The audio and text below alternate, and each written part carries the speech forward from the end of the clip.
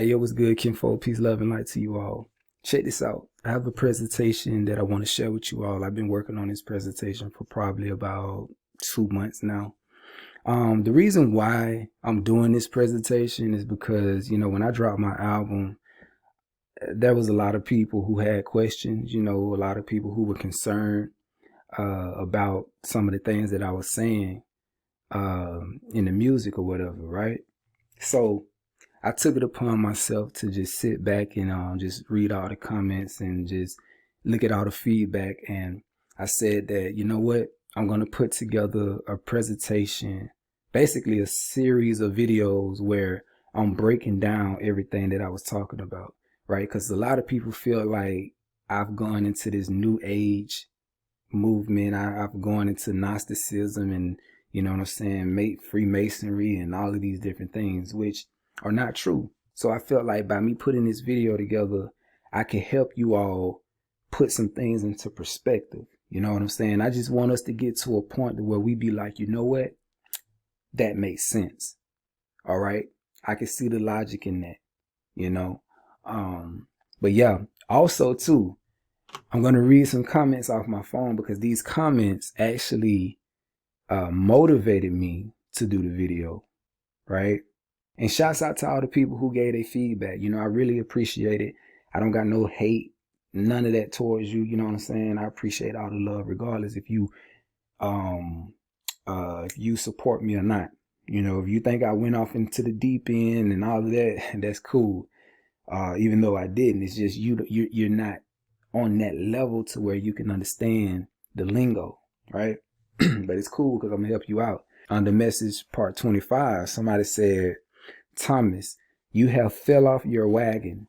You're wrapped up in the false new age teachings. It's wicked and evil. Are you turning into Oprah? Praying for you, brother. Shalom. Right?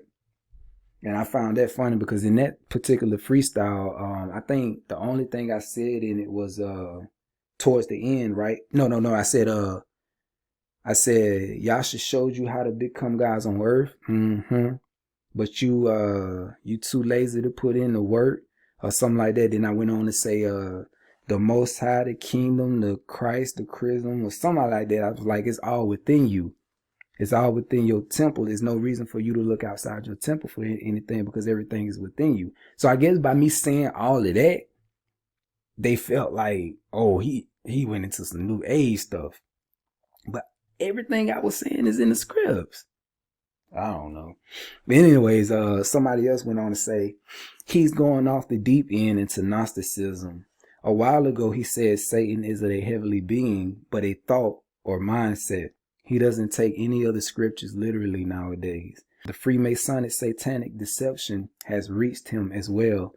Only the elect will be pulled through. Okay. And then the same person commented on another video and said, man, you straight off went into new age Gnosticism. Crazy to see that. Eye-opening. Wow, dude. So boom, about 3 weeks ago, I posted a picture of me and my son in our backyard, sitting down, right, meditating. So I'm going to read the caption or the post. I said, before I created this prince of mine, I always said to myself, that if I had a son, I wanted to raise him to be like his king, transparent, peaceful, loving, harmonious, a reflection of me.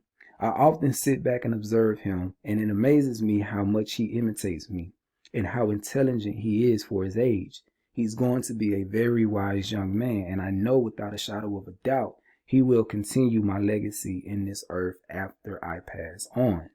When I say, son, let's meditate, laugh out loud, he be like, okay, daddy, and get in position. I love it. Peace, love, and harmony, right? Nothing evil about that, what I said. Nothing evil. It's all love. You know what I'm saying? And clearly, if you look at the picture, just look at the picture. My son is just sitting with his palms open. I'm sitting with my palms open. Our eyes are closed. Feeling the breeze, enjoying nature, right? But then you have this one sister who came on the post and she was like, sorry to be the one to share this information. This type of meditation is the evocation of demonic spirits. It's widely used in conjunction with yoga and Buddhism. It's not of the higher. The meditation we are called to utilize is the mulling over scriptures in our mind, constantly keeping the word between our ears and ready to prophesy. Pete, this another sister had commented, right, and I was blown away by what she said. She said, "This is not of the Most High.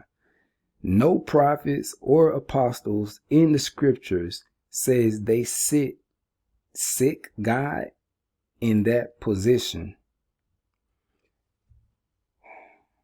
I don't recall any of the prophets or apostles even mentioning how they sit." You know what I'm saying? Like, where in scripture did it say, okay,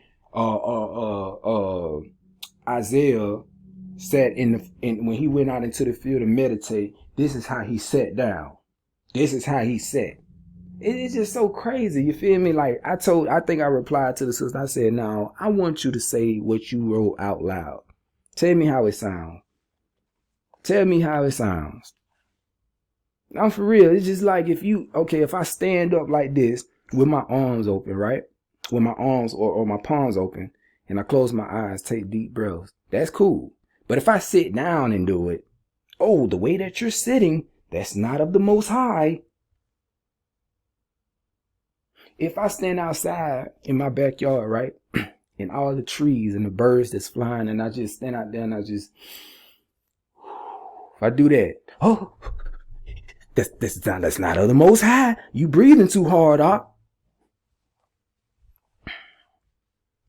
gotta relax, chill, bro. Like y'all just be doing the most. Straight up, y'all be doing the most, man. Y'all be doing the absolute most. All that ain't even called for. Yeah, it's like y'all so afraid, man. I don't know. But yeah, man, that's the reason why I'm doing this video. You know, I just really want to help y'all put some things into perspective, and I really hope y'all enjoy it. Like I said, it's going to be edifying. I think I did a pretty good job with putting this together. This was actually my first time using Microsoft PowerPoint, something that I had never used before. And so I feel like using this, I had a lot of control. I was able to put, what I wanted to put in it. I love it, and I'm gonna be using this moving forward. So, like I said, at the end of the day, man, I hope y'all enjoy it. Let's get into it. All right, so here we go. We're talking about the carnal interpretation versus the spiritual or divine interpretation.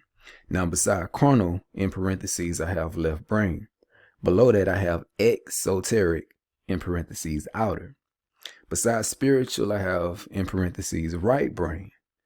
And below that, I have esoteric, in parentheses, inner, right? Now, throughout the course of the presentation, I'm going to show you all what all of this means, okay? So don't worry, we're going to go into it. Now, let's begin. All right, so as you can see here, it says, what is truth? Why did I put this in the presentation? Well, let me answer that question. I put this in the presentation because it helps put things into perspective. When we talk about the fact that people are on different levels, you know what I'm saying? There are layers to this. There's levels to this. You may have a person who's on this level. You may have a person who's on this level. In this life of ours, in this walk, in this journey, we start out as intelligent animals. You feel me? And then we grow, we mature, we evolve, right? Ultimately reaching that divine state. Okay? So I'm going to help you all understand all of this, right? But I felt like this would be a good start. Okay? This is not in the Bible. This is actually out of the Gospel of the Holy 12, right? Which is a book that many of your elders or teachers may say, hey, that book is full of heresy. That book is against scripture. That book is this, that book is that. But I'm here to tell you all, right? And Yark is telling you, listen, read all these books. Read all of them. Go look into everything. Educate yourself on all of it. You know what I'm saying? Chew the meat, spit out the bone. Chew the meat, spit out the bone. Right? There's a lot of wisdom. There's a lot of knowledge, a lot of applicable stuff in these records. You feel me? I feel like that's the most craziest thing ever for somebody to tell somebody else not to look into something. You know what I'm saying? Those are the people that you have to question. Why don't they want you to look into something? What is it that they don't want you to see? You shouldn't be afraid or fearful of anything. God didn't create you to be a fearful being. One of the main causes of our suffering, if not the main cause, is ignorance. We're ignorant of everything, not just what's in the Bible. Look out here in nature. We're ignorant of how nature works. We're ignorant of how, you know what I'm saying, the sun and the moon, the cycles that they make, how they affect nature and everything, how they affect us. We're ignorant of all that. We say it's witchcraft. We say it's demonic. But y'all running around talking about you got the truth. Look at you. Y'all some serious. Check this out though. Check this out. When I read this, hopefully it makes sense to you. If it doesn't make sense to you, we got some work to do. So what is truth? Verse 1, again, the 12 were gathered together in the circle of palm trees. Let me stop real quick. As you can see, everything that I have highlighted, the reason why I highlighted these areas is because I felt that, you know, they were important or whatever. So when I read them, you know, I'm going to put some emphasis on it. And you know, I really want you to ponder on it. It's going to make sense. So it says, and one of them, even Thomas, said to the other, what is truth? For the same things appear different to different minds. Hold up, different minds, plural. So what are you saying? You're saying that there are different states of mind. There are different realms of consciousness. You have the lower realms of consciousness. You have the higher realms of consciousness. What are you talking about? Don't worry, we're going to get into it. And even to the same mind at different times. What then is truth? And as they were speaking, Yasha appeared in their midst and said, truth, one and absolute, is in the Most High alone. For no man, neither anybody of men, knoweth that which the Most High alone knoweth, who is the all in all. Another important part here. To men is truth revealed according to their capacity to understand and receive. According to what? This is the key word here. According to their capacity to understand and receive. So what is this talking about, right? Let's say a person who is, you know, who just had their spiritual awakening, right? They're relearning everything, right? So they're on level 1. They're on level 1. You expect for that person to have the brain capacity to understand anything that's of divine nature, like this higher spiritual knowledge. You expect for that baby to know and understand that stuff right off the bat? Nah, it don't work like that. Don't work like that. Don't work like that. Anyways, verse 3, it says, the one truth have many sides, and one seeth one side only, another seeth another, and some see more than others, according as it is given to them. Behold this crystal. I like this analogy. How the one light is manifest in 12 faces. Yeah, 4 times 12. Right? And each face reflecteth one ray of light, and one regard of one face, and another. But it is the one crystal and the one light that shineth in all. Behold again, when one climbeth a mountain and attaining one height, he saith, this is the top of the mountain, let us reach it. And when they have reached that height, lo, they see another beyond it until they come to that height from which no other height is to be seen. If so be, they can attain it. Right? So it is with truth. I am the truth and the way and the life. And I have given you, and have given to you the truth I have received from above. Here's another important part. And that which is seen and received by one is not seen and received by another. That which appeareth true to some seemeth not true to others. And I'm going to show you why that's the case. They who are in the valley see not as they who are on the hilltop. But to each it is the truth as the one mind seeth it. And for that time, till a higher truth shall be revealed unto the same, and to the soul which receiveth higher light shall be given more light. Wherefore, condemn not others, that ye be not condemned. Right? So just because, I've been in this walk for what, 7, 8 years, and I'm on this new level of understanding or whatever, right? I interpret the scriptures differently than everybody else that I know.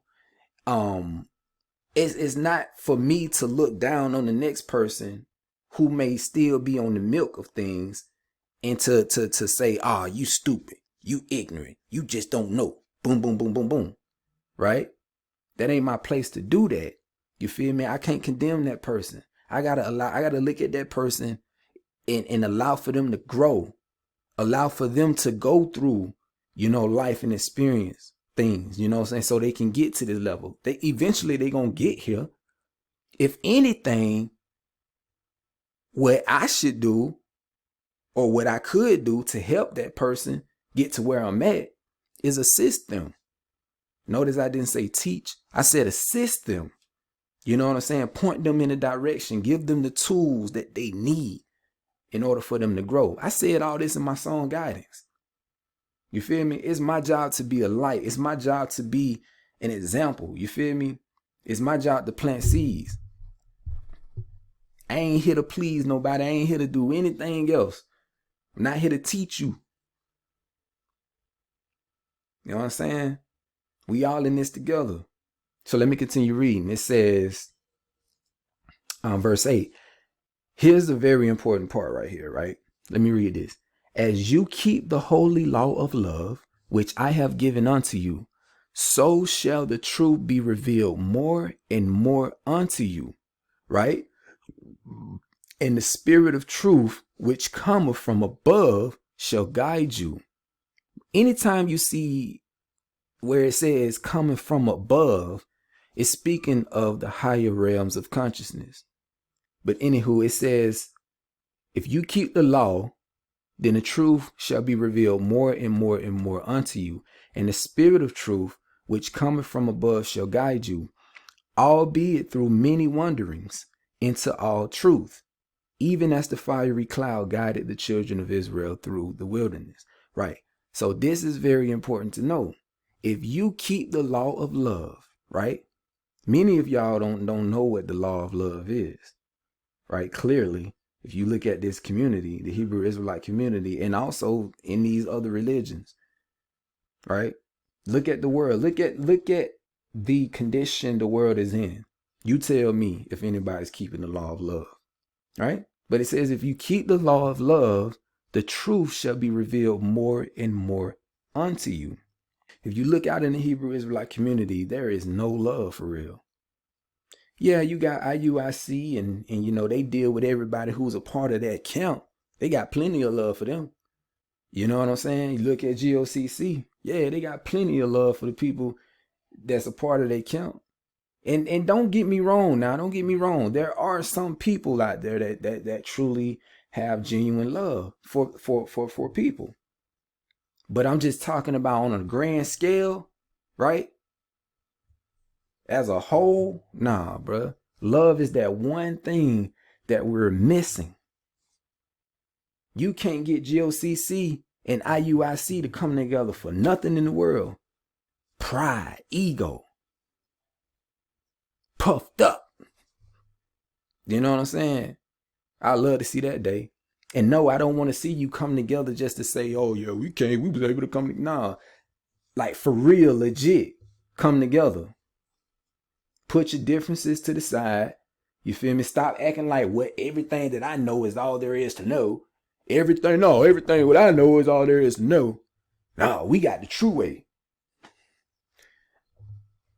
Squash all that, bro. Squash all that. Because y'all are the leading examples for these people, right? If y'all can't come together, you got people looking at you, then you know what I'm saying? It's just like, I'm looking at it like it's a joke, It ain't no real love out here, man. And just like I told y'all in my live video with IUIC, I witnessed brothers saying this. That if a brother who's not a part of that camp, or don't even have to be a part of the camp, but if a brother got shot or got hurt or harmed in some way, right? If the brother don't have on fringes, and one of them brothers from IUIC just so happened to see the brother out there suffering, about to die, I've seen it with my own eyes. A lot of them brothers was like, they wouldn't even help him for real because he ain't have on fringes. Oh, he got shot because he ain't keeping the law. He wasn't keeping the law anyway. Don't help the sinner.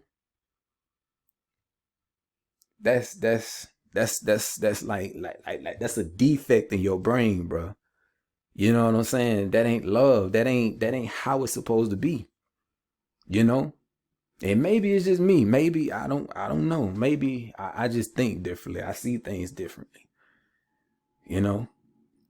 But that is not how it's supposed to be. I don't care if the brother had fringes on. I don't care if he didn't. I don't care. I'm going to help the brother. I'm going to assist the brother. I'm going to see, brother, what you need help with. How can I assist you? How can I serve you, bro? Like real talk. You know what I'm saying? I'll lay my life down to save another life. That's how it should be. But y'all so prideful, so carnal minded, bro. But anyways, I don't want to go too deep into that. Let me continue. Verse 9, it says, be faithful to the light you have till a higher light is given to you. Seek more light, right? We know that God is light. According to the New Testament, I think 1 John, if I'm not mistaken, says the Most High is light. Seek light, and you shall have abundantly. Rest not till you find. And the Most High giveth you all truth as a ladder with many steps, for the salvation and perfection of the soul. Here's another important part. And the truth which seemeth today, you will abandon for the higher truth of tomorrow.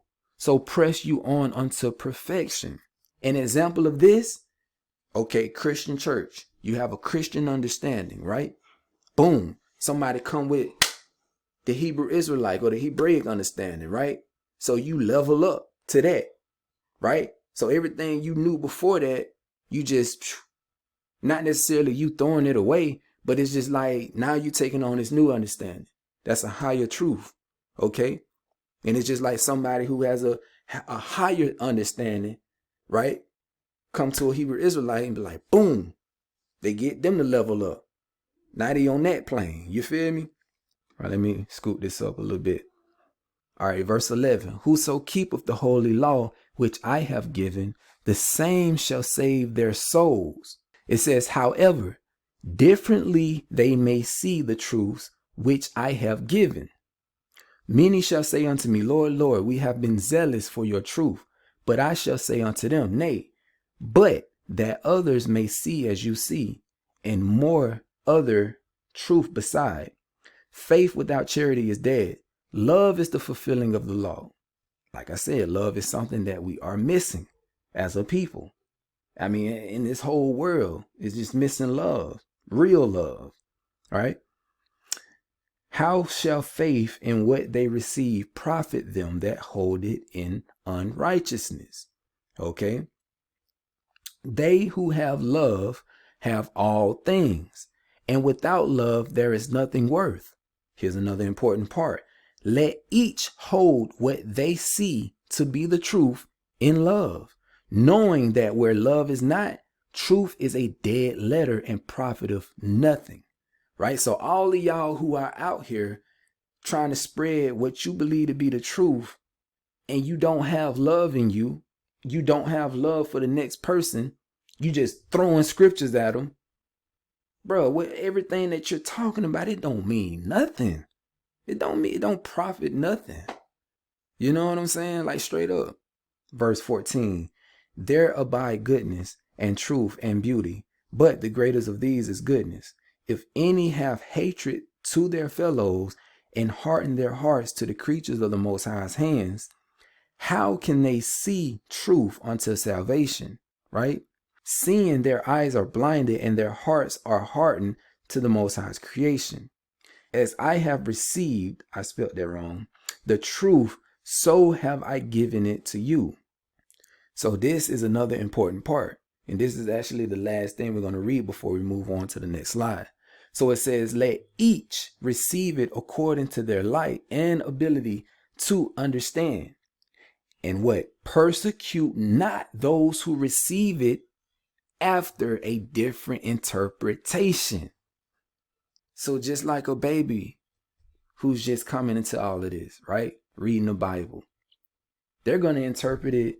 And it really depends too, because if you are learning up under account, you're going to interpret it the way that they interpret it.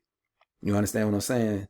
But then when you get to a point when you start thinking for yourself, like I did, you know, you kind of like go back into the book and read it outside of, like, without the, you know, the camp influence or whatever that they was teaching and stuff. Like you reading it for yourself, trying to get an understanding for yourself, and then you interpret it, you know, however you interpret it.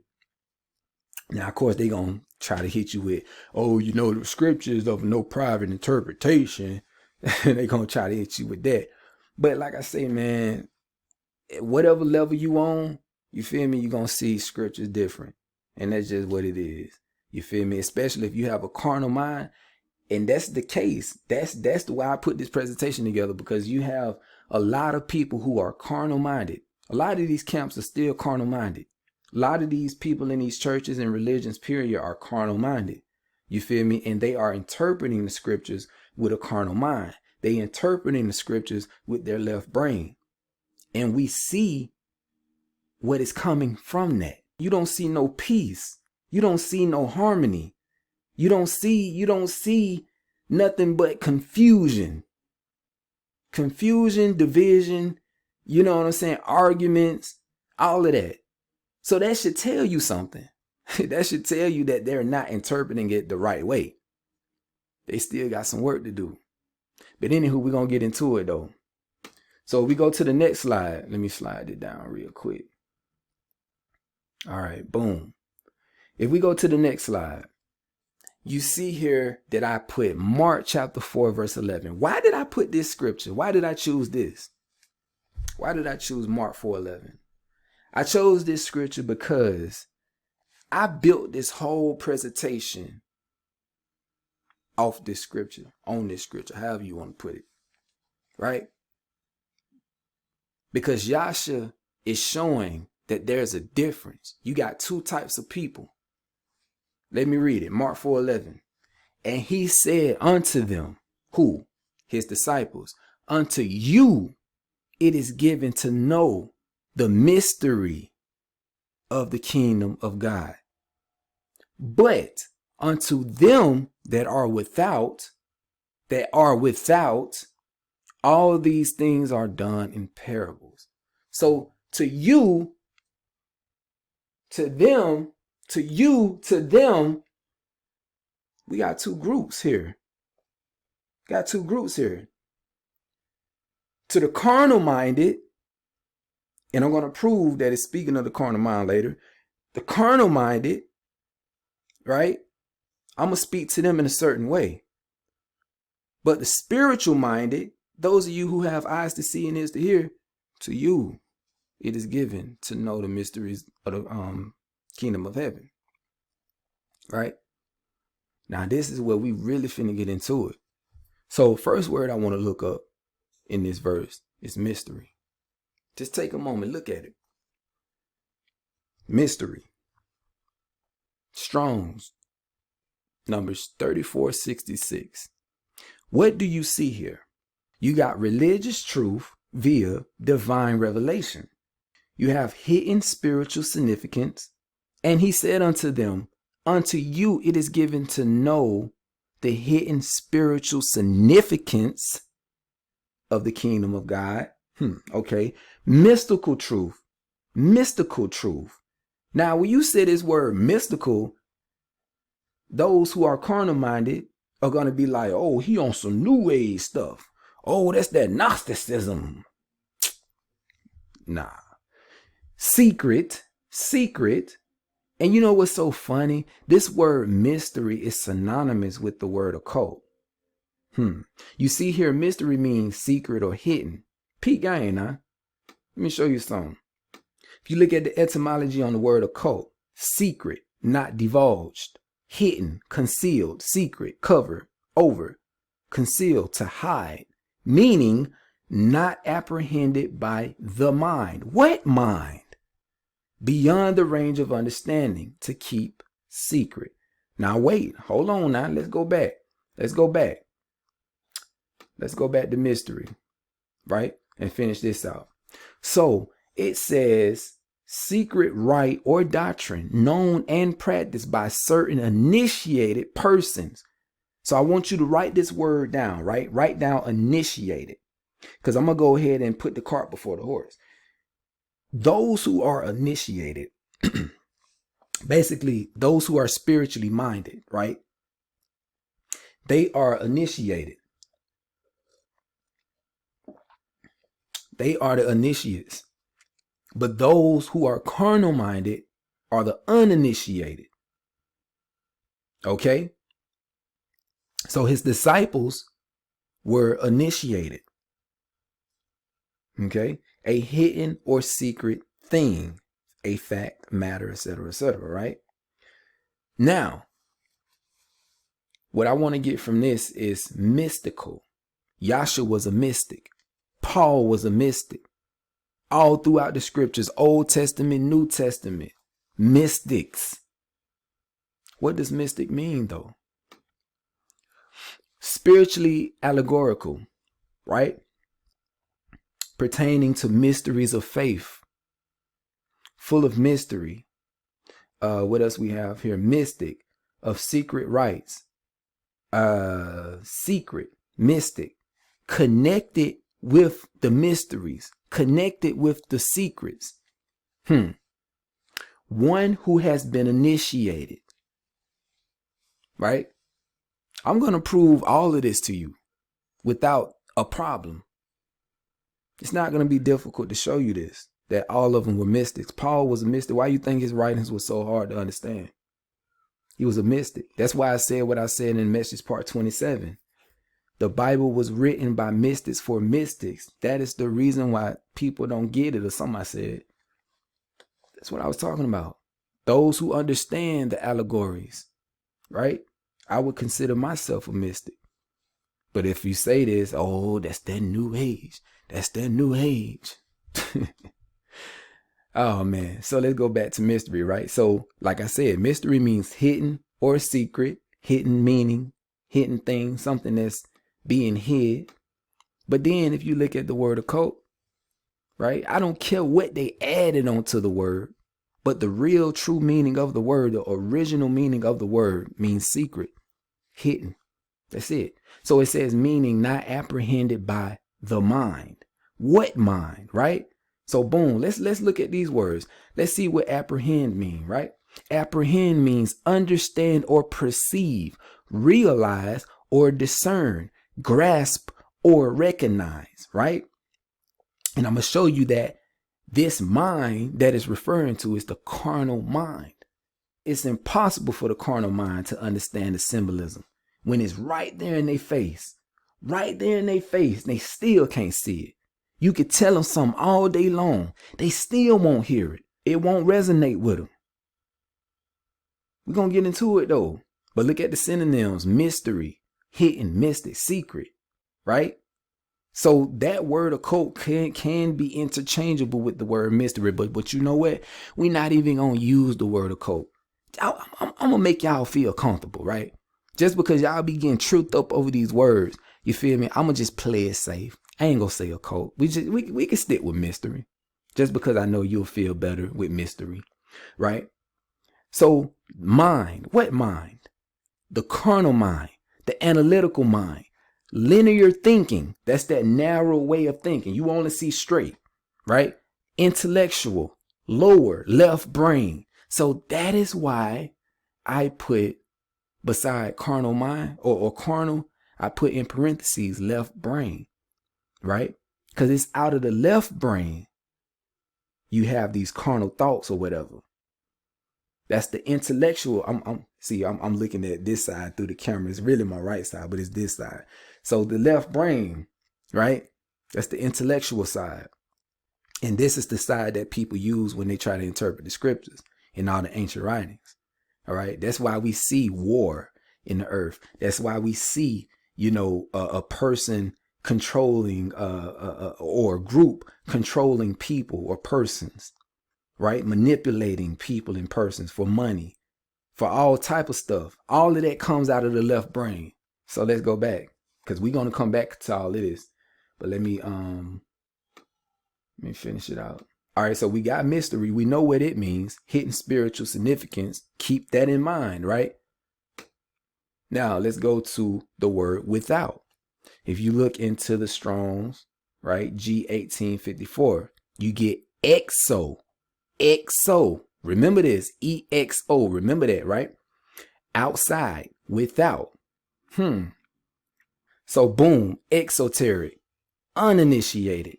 Pertaining to the outside. External. Right? Also open. Suitable for communication to the general public. All right? Belonging to the outside. Opposite of within. All right, so when I went into the Strong's, I was able to find more definitions for the word without, right? So if you look it up, you'll find asunetos, G801. They're without understanding, without comprehension, lacking in understanding, undiscerning, implying probably moral defect, right? So what does it all come down to? You have two groups here, okay? You have the exoteric, the uninitiated, those who are without, and you have the esoteric, those who are initiated, right? The ones who are within. And as you can see here, esoteric, this is the etymology of it. Belonging to an inner circle, more within, okay? Within, eso, right? Within, without. Now, moving on to the word parable. Now, I'm going to love this because I'm finna take y'all on a trip. Okay. Parable. This is the Strong's for parable. G3850, right? A similitude. Symbolic. But it's crazy because every time you say that, you know what I'm saying? Do you see the symbolism, right? The symbolism. People will be like, oh, that's new age. That's that new age. That's that Gnosticism. You know what I'm saying? Symbolic. Parable. Symbolic. Fictitious narrative, right? And peep game. Parable ain't no different from the word proverb. Same thing. Proverb, parable. So here are the synonyms for the word parable. You have allegory, and I'm sure you all are familiar with that term. You have symbolism, right? So when it says all these things are done in parables, all these things are done in allegory, symbolism, mythology, dark sayings, metaphors, right? So now, are y'all ready to go on this trip? Let's do it. Paul said in Galatians chapter 4, verse 22 through 24, that all these things were an allegory. What was he talking about? It says, for it is written that Abraham had two sons, the one by a bondmaid, the other by a free woman. But he who was of the bondwoman was born after the flesh, but he of the free woman was by promise, which things are an allegory. For these are the two covenants, the one from the Mount Sinai, which gendereth to bondage, which is Agar or Hagar, right? Now, I didn't say this. Paul said it. Paul said these things were an allegory. You know what I'm saying? So a conversation needs to be had with people who believe in the Bible or whatever, who reads the scriptures. Whenever you see the word allegory, I'm going to put y'all on something. Whenever you see the word allegory, it means that you can begin to explore the symbolic meanings, because allegory means that these things didn't happen. So what many of y'all have to understand is that these are deep, mystical, symbolic stories. But peep this though. You have people who view Paul as just some guy who's going against the law, who's speaking against the law, who's speaking against that, speaking against this, who's a hypocrite, who's, just some guy. You feel me? I know a lot of people don't like Paul. A lot of people don't ascribe to Paul. That's cool. Like I said in the beginning, the reason why a lot of people don't get Paul's writings, the reason why his writings are so difficult to understand is because his writings are mystical. He's a mystic. You understand? His writings are symbolic. I'm going to prove all that though. And look, I'm going to go on record to say this. I'm not saying that they didn't exist or they did. You feel me? That's not my focus. I'm not going to argue with somebody trying to prove to them that they existed or not. You feel me? I understand the symbolic meanings behind the stories. And that's my focus for right now. You know what I'm saying? And all those who kind of feel the same way, who feel like there's something more, that's why I come in there and assist them and show them the symbolic meanings or the deep spiritual truths behind these stories. But Paul wasn't the only one who spoke about allegories, right? Let's go down this trip. Boom. Psalms chapter 78, verse 2. I will open my mouth in a what? Parable, allegory, dark saying, right? I will utter dark sayings of old. So yeah, who said that? The Most High said that. I will open my mouth in a parable. I will utter a dark saying of old. Let's get it. Psalms 49, 1-4. Hear this, all you people. Give ear. What ear? We're going to go into it later. All you inhabitants of the world, both low and high, rich and poor together. My mouth shall speak of wisdom, and the meditation, which we're going to go into later, of my heart shall be of understanding. I will incline my ear to a what? Parable, allegory, right? I will open my dark saying upon the harp. Let's go. Ezekiel chapter 17, verse 1 and 2. And the word of the Lord came unto me, saying, Son of man, put forth a riddle and speak a parable unto the house of Israel. So Ezekiel was speaking to the children of Israel in parables. Let's keep going. Proverbs chapter 1, verse 1-6. The Proverbs of Solomon, the son of David, king of Israel, to know wisdom and instruction, to perceive, know, understand the words of understanding, to receive the instruction of wisdom, justice and judgment and equity, to give subtlety to the simple, to the young man knowledge and discretion. A wise man will hear and will increase learning. A lot of these Hebrew camps feel like what they know is all there is to know. They feel like there ain't no need to learn more. There ain't nothing else to learn. What we teach right here in these camps and these churches is all you need to know. We're going to limit your understanding. It's against the Most High. It's not of the Most High to think for yourself. It's not of the Most High to elevate higher. This is all you need right here. We're going to keep you in this bubble, in this box, right? Anywho, a wise man will hear and will increase learning, and a man of understanding shall attain unto wise counsels. To understand a what? A proverb, a parable. That word proverb is synonymous with parable, allegory. To understand an allegory and the interpretation of that allegory or that parable or that proverb. The words of the wise and their dark sayings. And their what? Their dark sayings. Come on, let's get it. Sirach chapter 6, verse 32-37. My son, if you will, you shall be taught. And if you will apply your mind, you shall be prudent. If you love to hear, you shall receive understanding. And if you bow your ear, you shall be wise. Stand in the multitude of the elders and cleave unto him that is wise. Be willing to hear every godly discourse, and let not the what? The parables, the allegories, the symbolism, right? And let not the parables of understanding escape you. And if thou seest a man of understanding, get you be times unto him, and let your foot wear the steps of his door.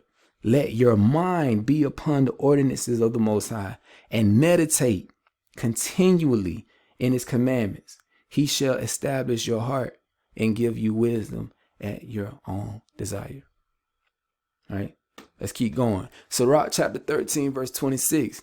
A cheerful countenance is a token of a heart that is in prosperity. And the finding out of what? Parables. It says, and the finding out of parables, allegories, right? The symbolic meanings. What is it? It's a wearisome labor of the mind. It's a wearisome labor of the mind. Right? I told y'all there's levels to this. Right? My favorite one of all. Sirach chapter 39, verse 1 through 10. It says, but it is different with the person who devotes himself to studying the law of the Most High. He examines the wisdom of all the ancient writers and concerns himself with the prophecies. He memorizes the sayings of famous men and is a skilled interpreter of what? Parables. He studies the hidden meanings, the mysteries, the secrets of parables, of allegories, and is able to discuss the obscure points of parables. So where it says he studies the hidden meanings, which we saw this in the definition of mysteries, of parables, and is able to discuss the obscure. This word obscure means not discovered or known about, right? Look here. Keep from being seen, concealed. But wait, what else? What else did we see? What? To conceal, keep secret, hidden. Okay. It says able to discuss the obscure points of parables. Great people call on him for his services, and he is seen in the company of rulers. He travels to foreign lands in his effort to learn about human good and evil. It is his practice to get up early and pray aloud to the Almighty, his creator, asking the Most High to forgive his sins. If the great Most High is willing, he will be filled with the spirit of understanding. He will pour forth words of wisdom of his own and give thanks to the Most High in prayer. The Most High will direct his counsel and knowledge as he meditates on his mysteries. Okay? As he meditates on his mysteries. We keep seeing this word meditate. But nah, if you tell people you meditate, oh, that's that new age. That's that new age stuff. That's that Gnosticism. I'm going to do a whole video on why it's so important to meditate. What meditation does for the mind, what it does for the brain, what it does for you, what it does for your health. You understand? We really gonna dive into that. It's time to tear down all of this, you know what I'm saying? The stuff that y'all be talking about, bro. You know, y'all lack understanding. How many people do you see meditating? Just be honest. Black people don't meditate. But the people over in the East, the Buddhists, all them Tibetans, they meditate. Why you think they so peaceful?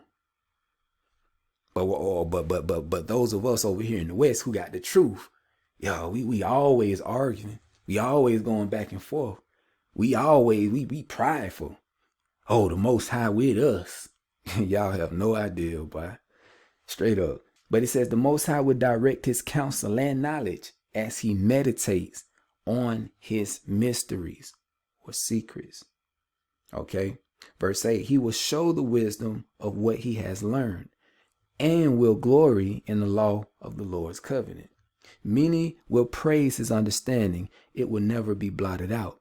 His memory will not disappear, and his name will live through all generations. Nations will speak of his wisdom, and the congregation will proclaim his praise. So how was that trip? Just showing y'all. Just showing. It's all over the Bible. It's all over the book. Dark sayings, parables, so on and so forth. Now, before I move on to the next slide, Now let me read this out of the Aquarian Gospel of Jesus the Christ. Chapter 115, verse 10 through 14. It says, "Now his disciples were beside him in the boat, and Thomas asked, 'Why do you speak in parables?'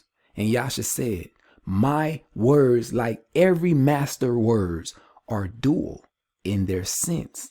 For those of you who don't know what the word dual means, let's look up dual, kids. Dual, consisting of two parts, elements, or aspects, right? So his words have multiple meanings behind them. If I'm not mistaken, it's John chapter 6, verse 33 or 66. If I'm not mistaken, it says that my words are spirit. That's what Yasha said. My words are spirit.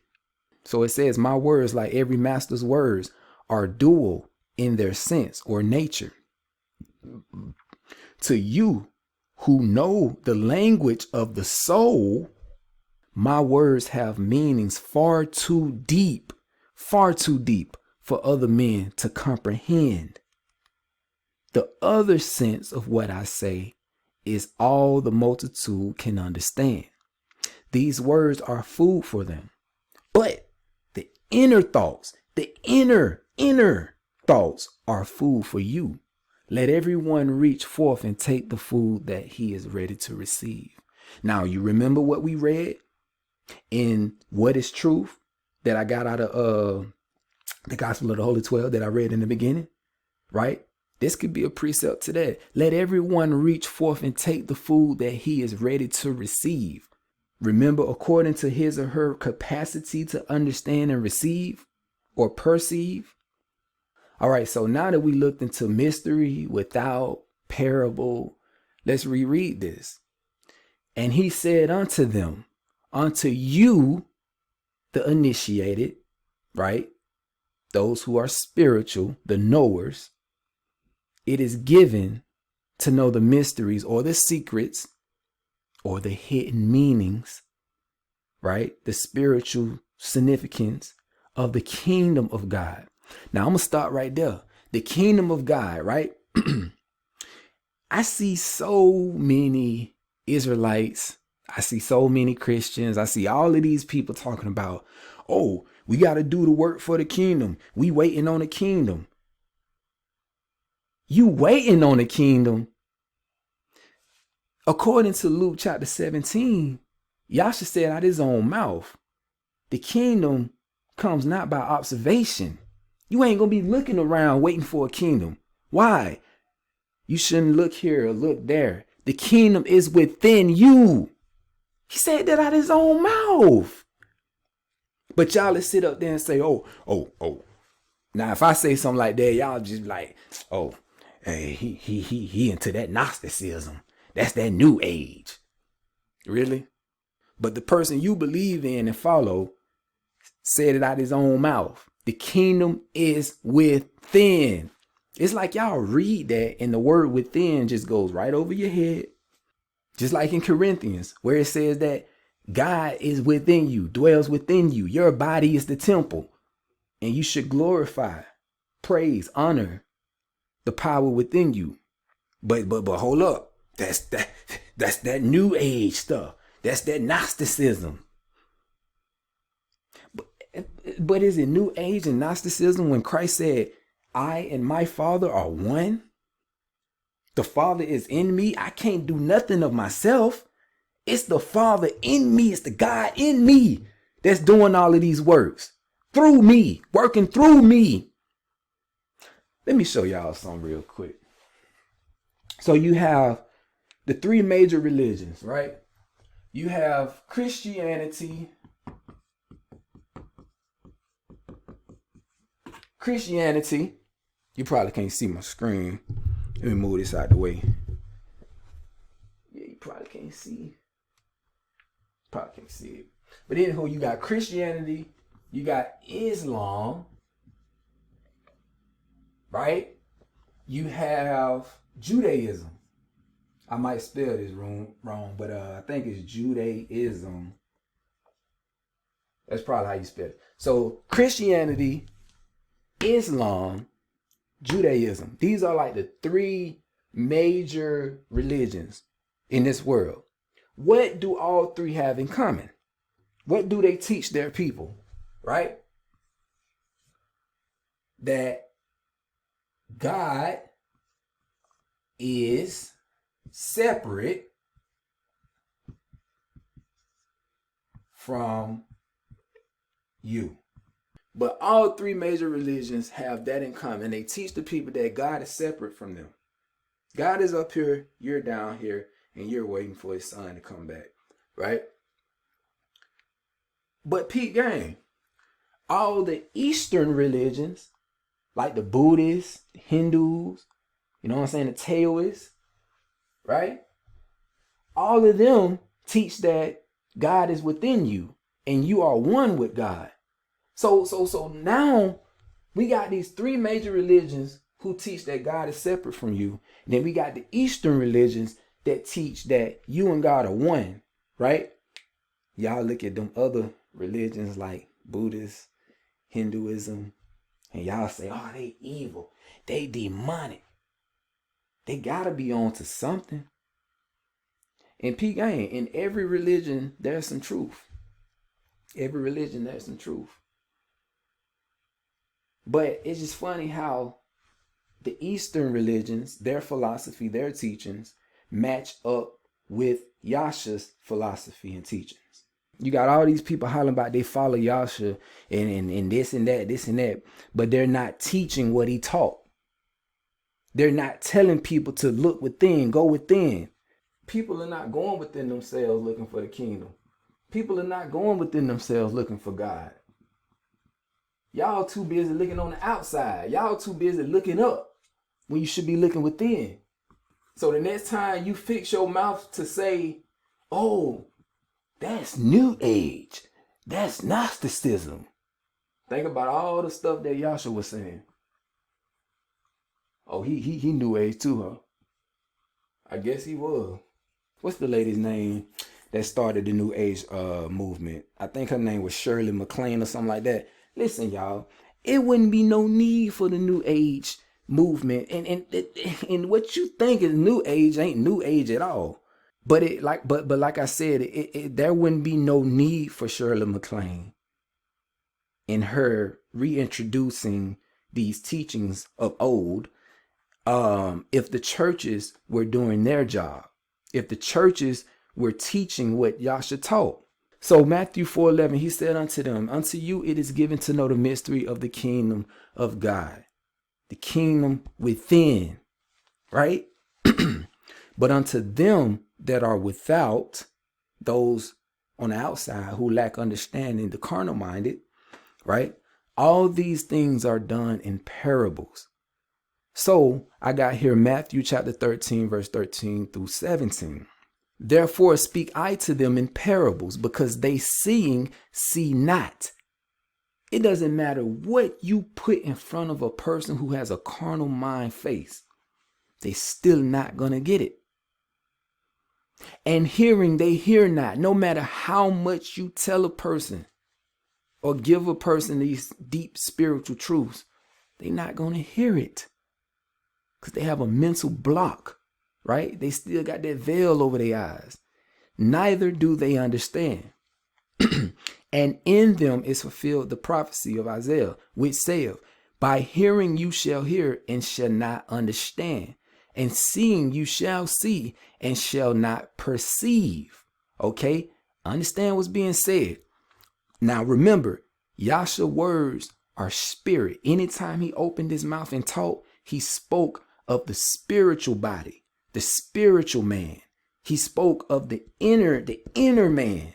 All right. He wasn't speaking to the flesh, but he was speaking about the inner man. Right. I'm going to prove it.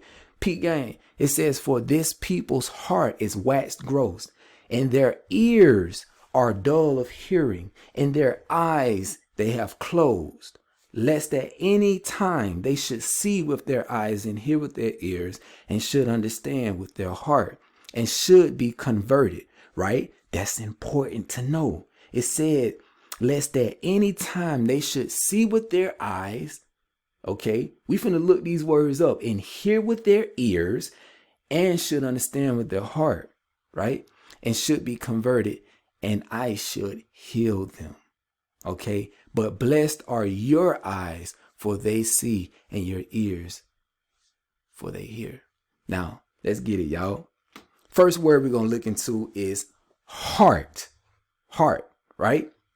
Now, if you look into the Strongs, you see Leb, numbers G3820. Inner man, mind, will, heart, right? Heart and mind are interchangeable. They're synonymous, right? But it's talking about the inner man. For this people's inner man or inner woman is waxed gross. Now let's get into the ears. Strong's numbers G189. Properly hearing, used of inner spiritual hearing. I can't make this up. Inner spiritual hearing, i.e. spiritual hearing, right? Discerning God's voice. But Pete Gang, I got another word, us or aus, or however you pronounce that, G3775, the faculty of perception. So, okay, for this people's heart or mind, the inner man is waxed gross, and their ears, their inner hearing, right? Faculty of perception are dull of hearing, and their eyes have they closed. What eyes? It's not talking about your literal eyes. It's talking about your spiritual eyes, man. So if you look at that word eye, right? Same word in Matthew chapter 6, verse 22, if I'm not mistaken. The mind's eye, the single eye. Ophthalmos, G3788, the eye, the single eye, the mind's eye, the faculty of knowing. So the ears are the faculties of perception, but this eye is the faculty of knowing. Now check this. I put Matthew 6:22. There we go. The light of the body is the eye. All right. What eye is this talking about? This is talking about your so-called third eye. This is the eye of the mind.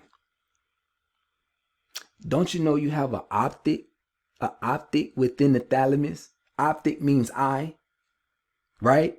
In the center of your head. I know a lot of people say the pineal gland, but you have to understand how it works. Okay, you have the pineal, the pituitary, and the optic thalamus, which all work together. Okay. Check this though. If therefore your eye be single, your whole body shall be full of light. Now, according to the Old Testament, it says that the Most High is not a man, right? According to the New Testament, it says that the Most High is light, right? So if the light of the body is the eye, if therefore thine eye be single, your whole body shall be full of light. Your body is a lamp. The Most High is that light within you. Okay? Pete Gang, 90% of you is God. 10% of you is yourself.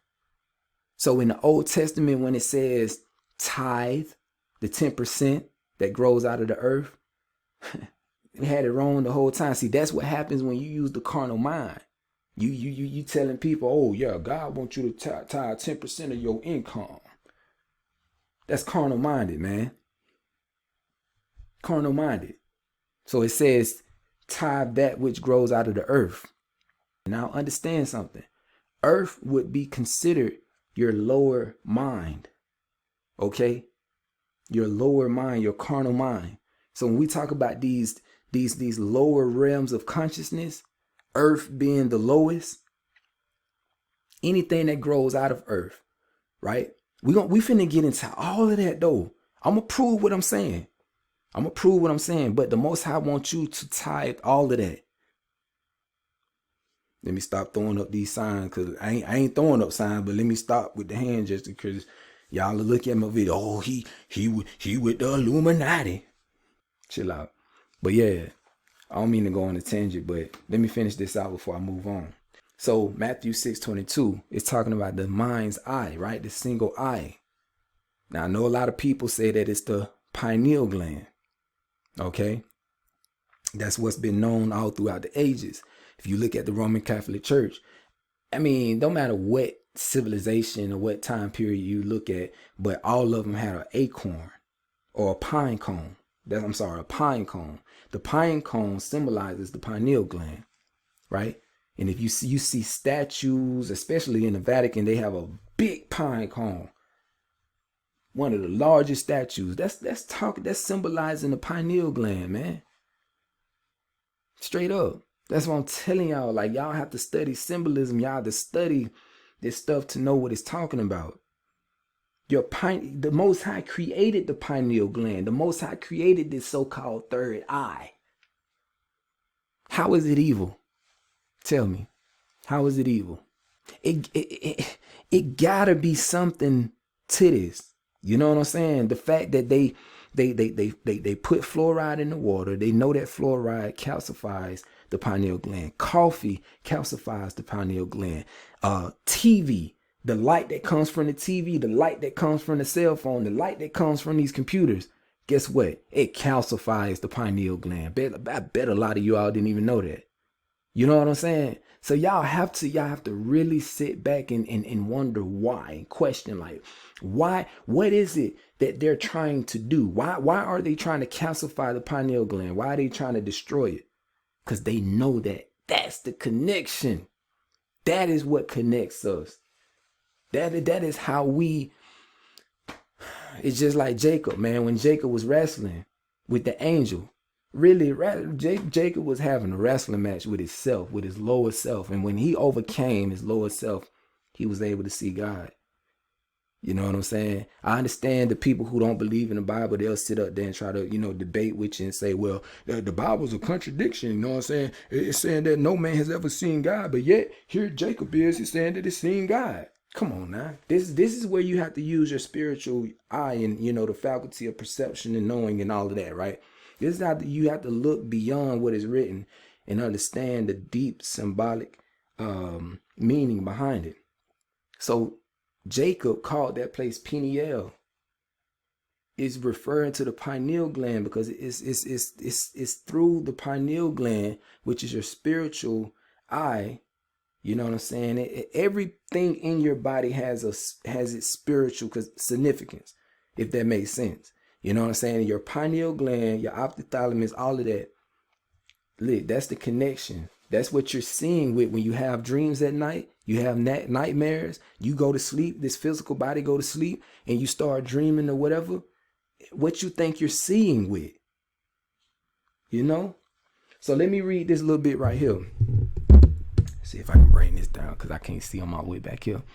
It says the ophthalmos, meaning light of the chamber, is the inner or third eye, situated in the center of the head. It connects the pineal gland and the pituitary body. The optic nerve starts from this eye single. If thine eye be single, your whole body will be full of light. The ophthalmos is the Aries planet, and when fully developed through physical regeneration, it lifts the initiate. Remember that word, the initiate? It lifts the initiate from the kingdom of earth, right? The lower mind, right? The lower realms of consciousness, the animal desire below the solar plexus. Okay. So remember in the song Guidance, I said, I sacrificed that animal within, the animal nature within. I'm finna show y'all what I was talking about. Let's go. It says below the solar plexus to the pineal gland and connects the cerebellum, the temple of the spiritual ego, with the ophthalmos, the third eye. By this regenerative process, millions of dormant brain cells of the brain are resurrected. Okay, so when it talks about the dead in Christ rising, that's something else. I'm gonna do a whole video on the Christ within. We're gonna go into it. But anyways, it said and set in operation. And then man no longer sees through a glass darkly, but with the eye of spiritual understanding. I'm not about to play with y'all, man. But now for real, in all seriousness, This is what we got to do. We got to work together. Got to stop arguing, bro. Like, stop going back and forth. Oh no, that's wrong. No, that's wrong. No, that's witchcraft. No, that's evil. That's satanic. Stop, bro. Stop. And for 1 second, let's just sit down. Let's look into all of this together. Let's work together. Let's build, and we can figure this out. I'm telling you. Now, let me show y'all why it's hard for the person who is carnal minded to understand these spiritual things, right? So let's get into it. So we looked all that up. All right, so boom. We almost finished with the presentation. So I have 3 very, very, very important scriptures here. 1 Corinthians, right? That's the first one. Let's get it. Let me move this down. Let's get it. Now we finna get into the meat of things. All right, we finna break this junk down. 1 Corinthians chapter 2, verse 14 says, but the natural man receiveth not the things of the Spirit of God. So if he can't receive the spiritual things of God, what makes you think he can receive the words of Christ, which are spirit, right? For they are foolishness unto him. Neither can he know them, because they are spiritually discerned, right? And I like what it says right here in the New Living Translation. But people who aren't spiritual can't receive these truths from God's Spirit. It all sounds foolish to them, and they can't understand it. For only those who are spiritual can understand what the Spirit means. There's a difference between those who are religious and those who are spiritual. You know what I'm saying? Now, peep game, kinfolk. 1 Corinthians 2:14. I want to focus on this word natural. What does that mean? But the natural man. What is the natural man? Who is the natural man? What does that mean? Let's get it, man. So if you look at the word natural, you go into the Strong's or the lexicon, you see natural, Greek 5591, right? Animal, natural, sensuous. Oh, okay. So, okay. We got animal and sensuous. Let's focus on animal. Remember what I said? We start off as intelligent animals. Etymology definition on the word animal. Used derisively of brutish humans, in which the animal or non-rational, non-spiritual nature is ascendant. Pertaining to the animal spirit of what? Man. That is, pertaining to the merely sentient, as distinguished from the intellectual, rational, or spiritual qualities of a human being. Okay, you think that's it? We got more. Animalism, right? Brutishness, state of being, a mere animal, moved by what? Sensual appetites. What does that mean? Oh, don't worry, we're going to get into it. As opposed to intellectual or moral forces, as the doctrine that man is a mere animal. You think that's it? No, I got more. Let's get the symbolic meaning behind animal, right? I study symbolism. Let's get it. A symbol of the what? Desires, passions, and appetites. Number 2, in the Levitical law, the inferior animals were made by God to be symbols to man of his own vicious propensities. It says, and so became instruments of moral and spiritual teachings to his people. What is this talking about? It says in the Levitical law. Now in my live video, I revealed something to you all. You have the epistle of Barnabas, right?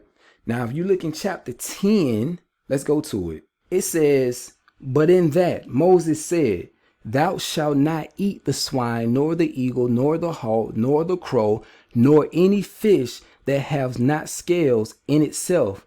He had in his mind 3 doctrines. For in the end he saith unto them in Deuteronomy, and I will arrange before this people my ordinances. The commandment of the Most High is not, therefore, that they should not eat. But Moses spake in a what? Spiritual sense. Okay?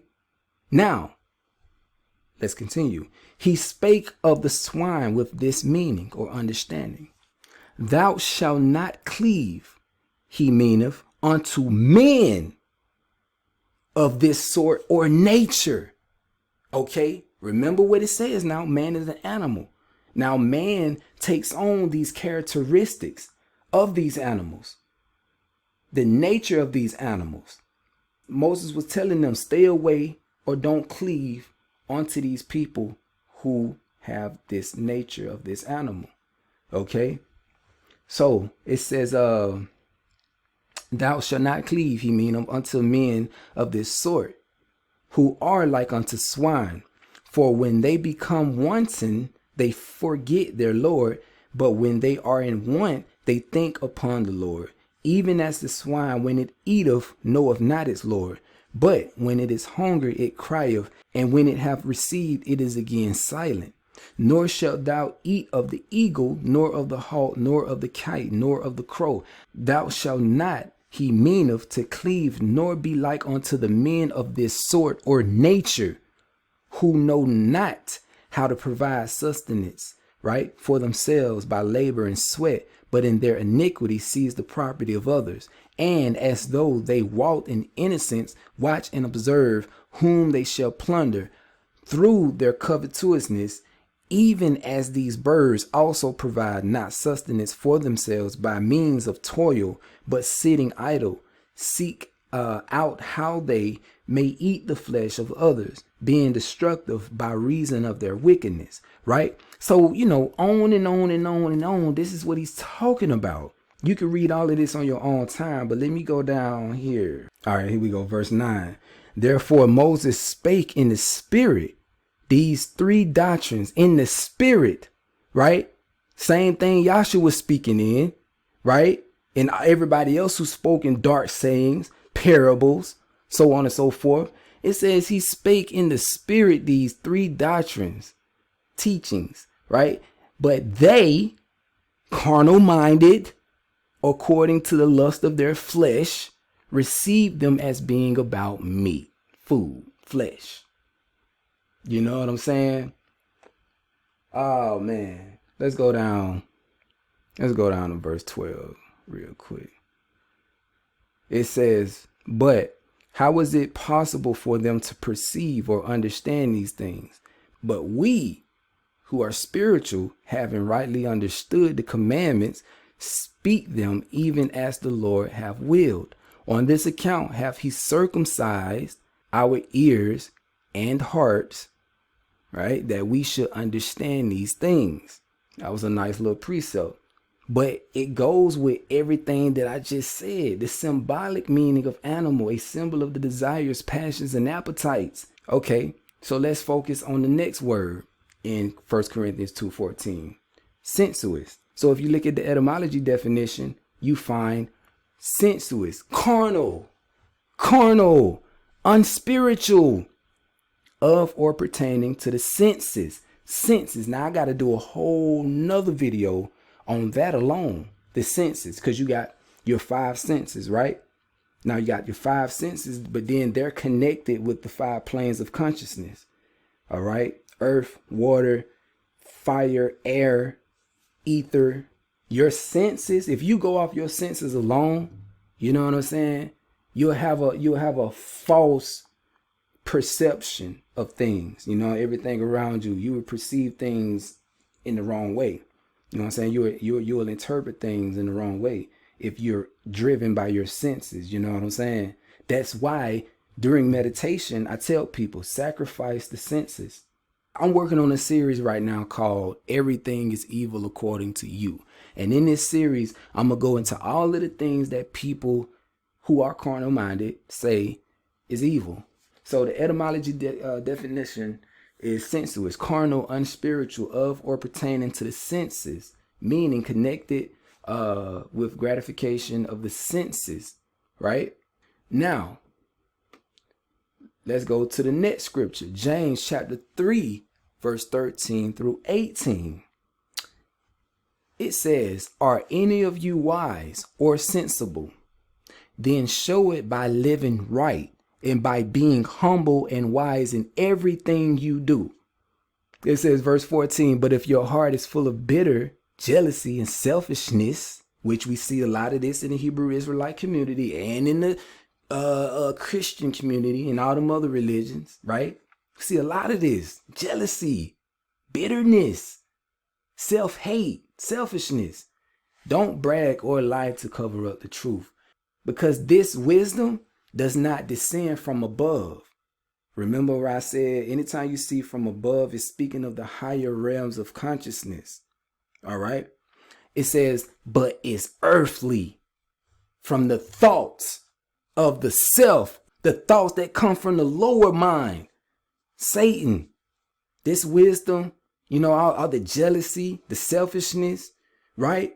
Hatred, all of that is earthly. The earth symbolizes the lower mind, the lower self. And then it even say here, from the thoughts of the self. What self? Come on, man. Y'all got to think about it. It's you, the carnal self, the lower self, and from demons. But we gonna, you know what I'm saying? We gonna see though. Oh, my bad. King James Version.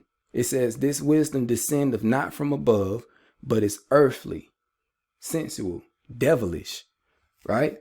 So we're going to focus on the word earth. Lower nature of the soul, lower mind, lowest realms of consciousness, animal nature. You see? Now, remember the video I made, and I think I titled it Revealing the True Identity of Satan.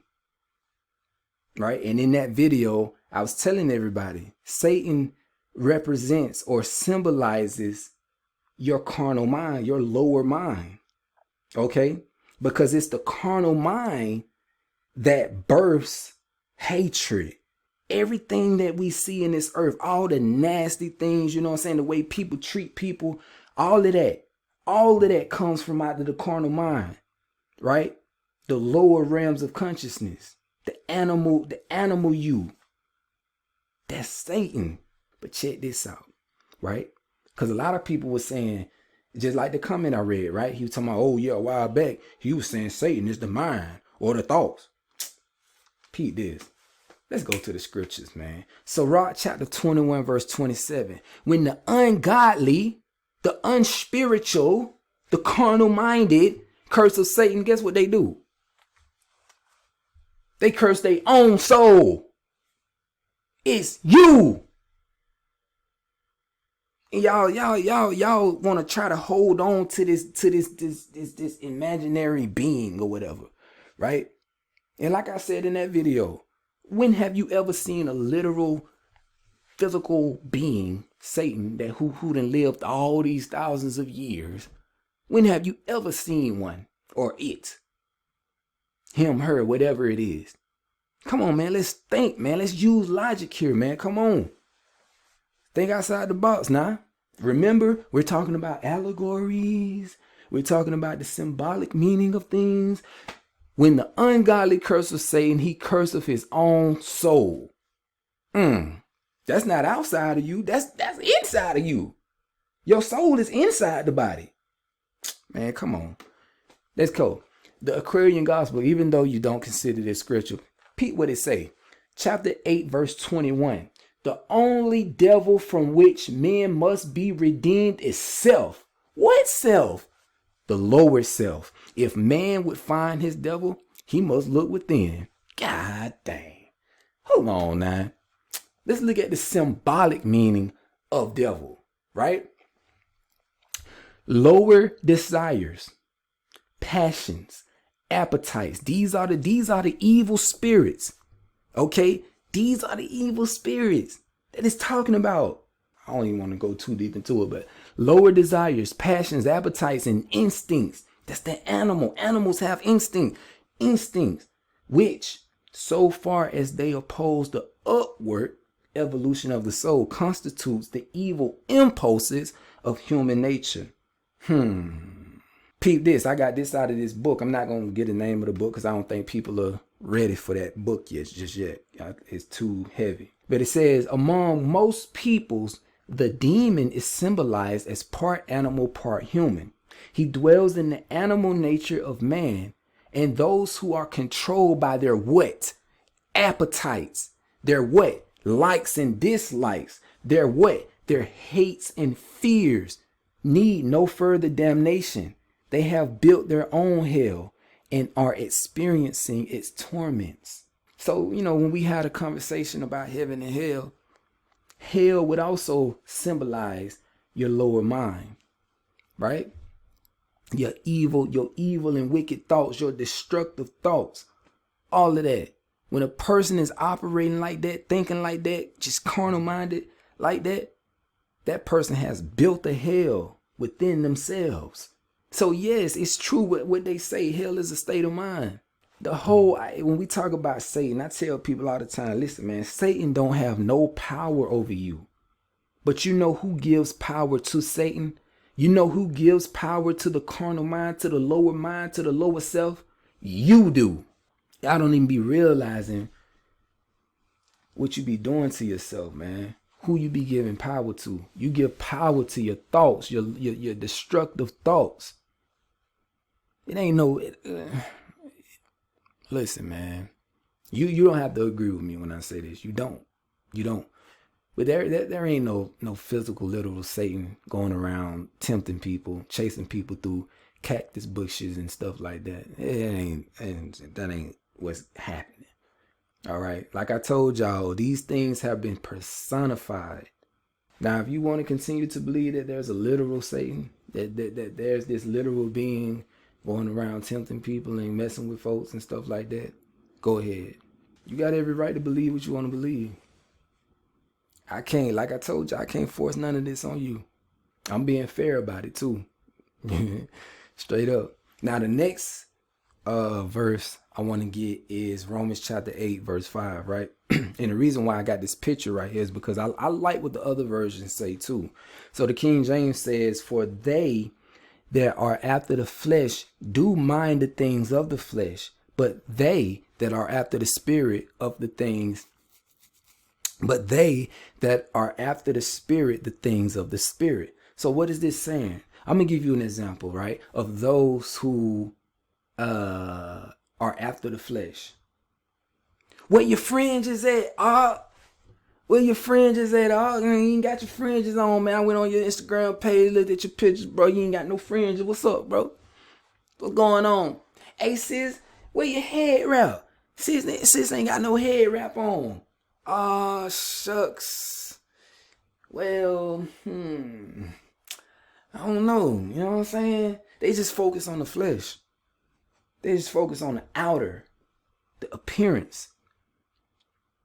But see, those who are spiritual focus on the things of the spirit. You know what I'm saying? That's the carnal mind versus spiritual mind. You feel me?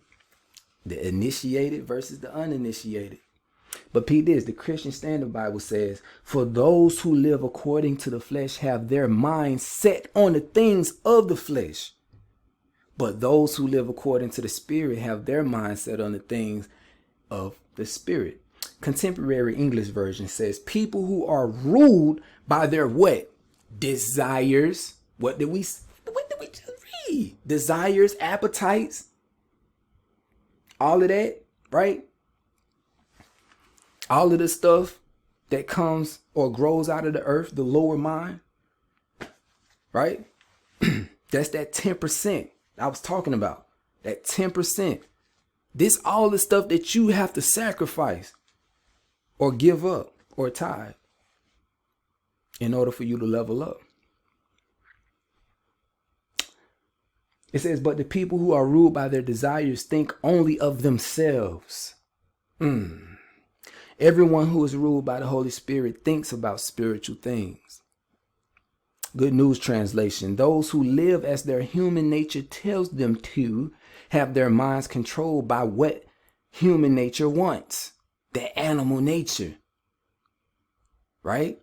Those who live as the Spirit tells them to have their minds controlled by what the Spirit wants. Holman Christian Standard Dictionary or Bible. For those who live according to the flesh, think about things of the flesh. Well, it's saying the same thing the other one's saying. All right, let's go to verse 6, right? it says, let me scroll down a little bit. It says, King James, right? For to be carnally minded is death. For to be spiritually minded is life and peace. Come on. So those who are carnal minded are dead. You are dead. You're dead. Spiritually dead. You are. Even those of you who claim to have the truth, you're examine yourself. And if you're real with yourself, you would agree. For to be carnally minded is death, but to be spiritually minded is life and peace. Now, the mindset of the flesh is death, but the mindset of the spirit is life and peace. Contemporary English version says, if our minds are ruled by our desires, here we go again, right?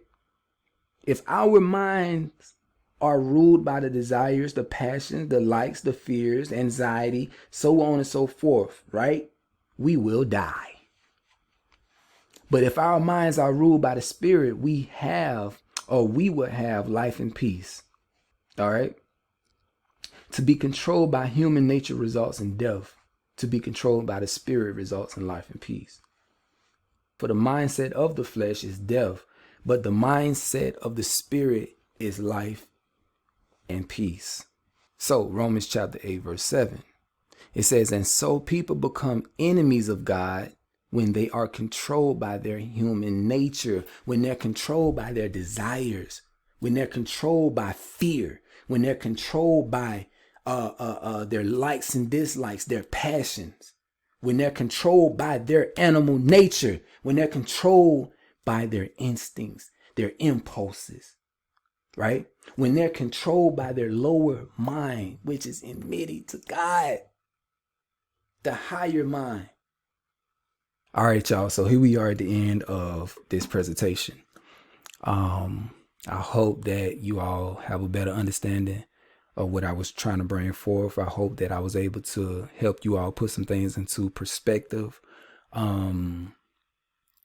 showing you the difference between those who have a carnal mind, you know what I'm saying, the way that they see things, the way that they perceive and interpret things, versus those who have a spiritual mind, or, you know, those who are spiritual or whatever, how they perceive and interpret things, right? And like I said, man, this whole presentation is basically an introduction, right? It's an introduction to a series of videos.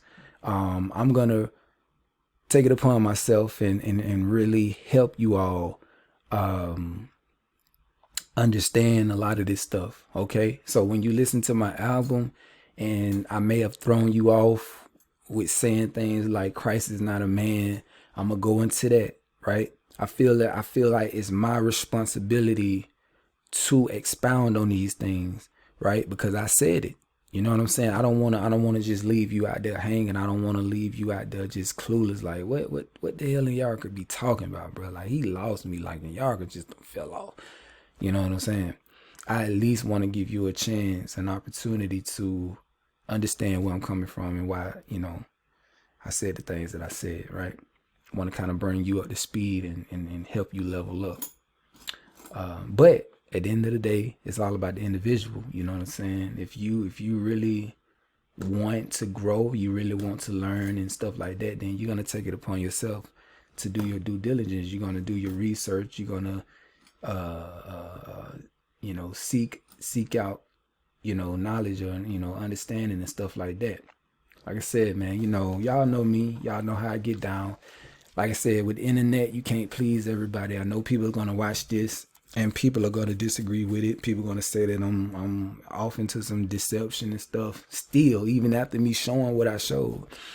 You feel me? But it's cool. It's cool, man, because none of that matters at the end of the day. None of that matters. No, really, for the people who are carnal minded and that's watching this, you know, these are just seeds for y'all. You feel me? But the people who know that there's more, people who, you know, have always, you know, felt like that was a higher, deeper meaning to all of this, then for you, you know, this probably resonated with you. You know, it probably harmonized with you or whatever. So with all of that being said, I just want to say peace, love, and light.